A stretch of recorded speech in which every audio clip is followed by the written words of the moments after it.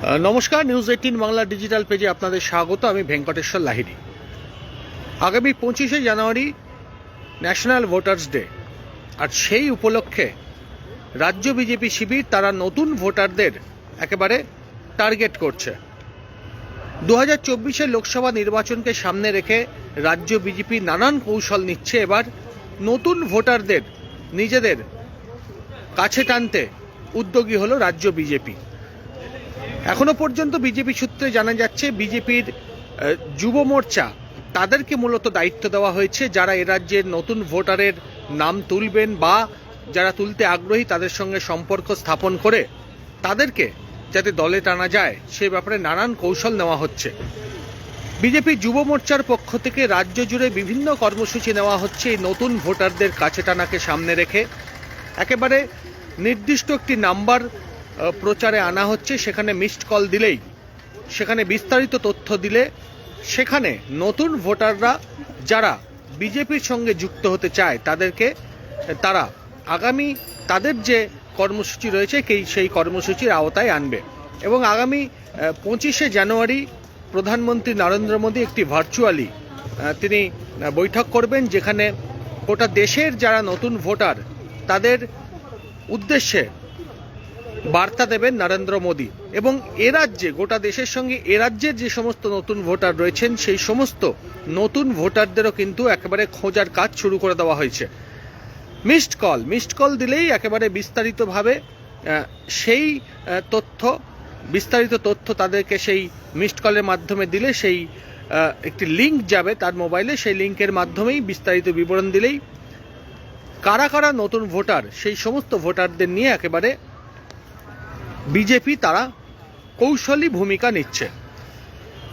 এ রাজ্যের বিভিন্ন শিক্ষা প্রতিষ্ঠান, রেলওয়ে স্টেশন, শপিং মল সহ বিভিন্ন জনবহুল যে সমস্ত এলাকা রয়েছে সেই সমস্ত এলাকায় বিজেপির যুব মোর্চা তারা প্রচার করবে, পদযাত্রা করবে, সোশ্যাল মিডিয়ার মাধ্যমে সেই নির্দিষ্ট যে মিসড কল যে নাম্বার রয়েছে তাতে যাতে মিসড কল দেন সেই আবেদনও রাখবেন।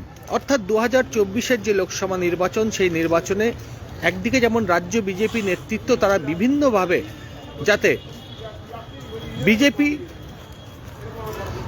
সঙ্গে যুক্ত হয় সেই বিষয়ে যেমন তারা নানান কৌশল নিচ্ছে। এবারে নতুন ভোটার যারা 18 থেকে 25 বছর বয়সী যারা নতুন ভোটার, যাদের এবার প্রথমবার ভোটার লিস্টে নাম উঠবে, সেই সমস্ত ভোটারকে নিয়েও এবারে কিন্তু কৌশলী ভূমিকা নিচ্ছে রাজ্য বিজেপি। এবং এখনো পর্যন্ত যেটা জানা গেছে যে প্রতিটি বিধানসভা ধরে রাজ্যের যে 294টি বিধানসভা রয়েছে সেই প্রতিটি বিধানসভা ধরে এক একটি বিধানসভা কেন্দ্রে 1000 জন করে নতুন ভোটারের খোঁজ চালাবে রাজ্য বিজেপি। এবং এই দায়িত্ব দেওয়া হয়েছে দলের যুব সংগঠন যুব মোর্চা নেতৃত্বকে। এবং যুব মোর্চা নেতৃত্ব তারা ইতিমধ্যেই বিভিন্ন পদক্ষেপ নিচ্ছে। কোথাও মিছিল করা হবে, কোথাও বা সোশ্যাল মিডিয়ার মাধ্যমে জানানো হবে, বিভিন্নভাবে বিভিন্ন জনবহুল এলাকায় নির্দিষ্ট নাম্বার জানানো হবে সাধারণ মানুষকে যারা নতুন ভোটার রয়েছে। এবং যারা বিজেপির সঙ্গে আসতে আগ্রহী তাদেরকেও যাতে আগামী দিনে বিভিন্ন রাজনৈতিক কর্মসূচিতে সামিল করা যায় সেই বিষয়ে কিন্তু উদ্যোগী হচ্ছে বঙ্গ পদ্ম শিবির।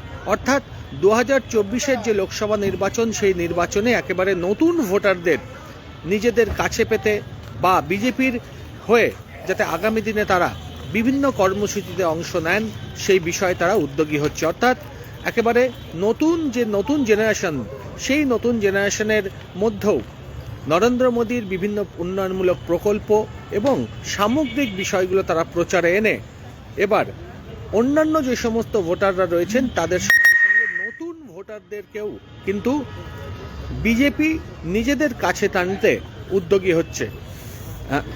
যে নির্দিষ্ট নাম্বার, যেটা আপনাদের বললাম যে নির্দিষ্ট একটি নাম্বার, সেই নাম্বারে মিসড কল। এবং আমরা বিগত নির্বাচনেও দেখেছিলাম যে মিসড কলের মাধ্যমে রাজ্য বিজেপি তারা সদস্য সংগ্রহ অভিযানে নেমেছিল। এবারে নতুন ভোটারদের ক্ষেত্রেও রাজ্য বিজেপি শিবির দলের যে যুব মোর্চা রয়েছে তাদেরকে দায়িত্ব দিয়েছে যে নতুন ভোটার খোঁজ করে তাদেরকে চিহ্নিত করা এবং আগামী 25শে জানুয়ারি ন্যাশনাল ভোটার্স ডে উপলক্ষে প্রধানমন্ত্রী নরেন্দ্র মোদী তিনি ভার্চুয়ালি নতুন ভোটারদের সঙ্গে সাক্ষাৎ করবেন। সেখানে এ রাজ্যের বেশ কয়েকজন নতুন ভোটারকেও কিন্তু রাজ্য বিজেপি শিবির তারা প্রধানমন্ত্রীর যে ভার্চুয়ালি যে সম্মেলন রয়েছে সেখানে তারা যুক্ত করতে চাইছে এবং সেই লক্ষ্যে নানান কর্মসূচি নিতে চলেছে। অর্থাৎ বলা যেতেই পারে 2024-এর যে লোকসভা নির্বাচন সেই নির্বাচনকে একেবারে পাখির চোখ করে নতুন ভোটারদের নিজেদের কাছে টানতে বিজেপির বিভিন্ন রাজনৈতিক কর্মসূচিতে তাদেরও